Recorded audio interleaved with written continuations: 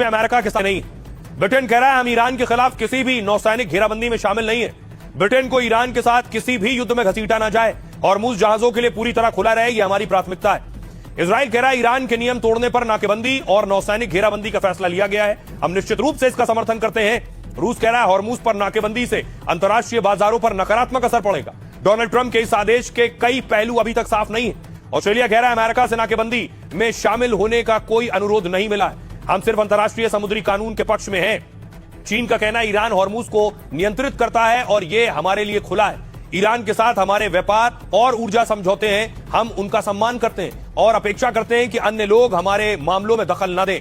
तुर्की का कहना है हॉर्मुज का विवाद भविष्य में कूटनीतिक रास्तों से सुलझा लिया जाएगा। ईरान यूएस के बीच बातचीत बढ़ाने के लिए 60 दिन का युद्ध विराम होना चाहिए। सुनिए अमेरिकी राष्ट्रपति क्या कह रहे हैं और दुनिया के नेता क्या कह रहे हैं। हम राष्ट्रपति ट्रंप के ईरान पर समुद्री नाकेबंदी के सख्त रूप का समर्थन करते हैं। हम अमेरिका के साथ लगातार समन्वय में हैं। मेरी उपराष्ट्रपति जेडी वैंस से बात हुई। मुख्य मुद्दा है समृद्ध यूरेनियम को हटाना और यह सुनिश्चित करना कि आगे कोई यूरेनियम संवर्धन न हो। हमारे विदेश मंत्री ने भारत को 5 मित्र देशों में शामिल बताया है। भारतीय जहाजों के लिए हमारी भारत सरकार के साथ अच्छी दोस्ती और संबंध है। हम चाहते हैं कि भारतीय जहाजों के लिए बेहतर तैयारी और सुरक्षित व्यवस्था हो। स्टेट ऑफ हॉर्मुज में रुकावट का कारण ईरान वॉर है। इसका समाधान केवल तुरंत संघर्ष विराम और शत्रुता समाप्त करने में ही होगा। हमें मदद करने के लिए नहीं कहा गया है। हमने जो किया है वह है लगातार सहायता देना। हम चाहते हैं कि तनाव कम हो, आम नागरिकों की जान का नुकसान बंद हो, नागरिक इंफ्रास्ट्रक्चर को होने वाला नुकसान रुके और सबसे जरूरी बात यह कि हॉर्मुज स्ट्रेट में जहाजों की आवाजाही बिना किसी रोक टोक के फिर से शुरू हो जाए।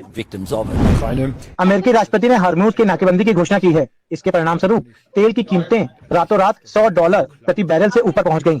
इससे यह पता चलता है कि यह संघर्ष, यह युद्ध ही उस समस्या का असली कारण है जिसका सामना हम अपने देश में भी कर रहे हैं। और इसीलिए मैं एक बार फिर से स्पष्ट रूप से कहना चाहता हूं, इस युद्ध को समाप्त करने की दिशा में काम करने के लिए हम पूरी शक्ति से हर संभव प्रयास करेंगे। मैं नाटो से बहुत निराश हूं। हमने रूस के खिलाफ नाटो की सुरक्षा पर खरबों डॉलर खर्च किए, लेकिन जब हमें जरूरत थी तो वो हमारे साथ नहीं थे। मैं लंबे समय से इसे थोड़ा अजीब मानता रहा हूँ और इसकी गंभीर समीक्षा होगी। अब आपको बताऊं कि आखिर ट्रंप ने कहा तेल जहां से आता है हॉर्मुज उसकी नाकेबंदी कर देंगे, जिससे सीधा असर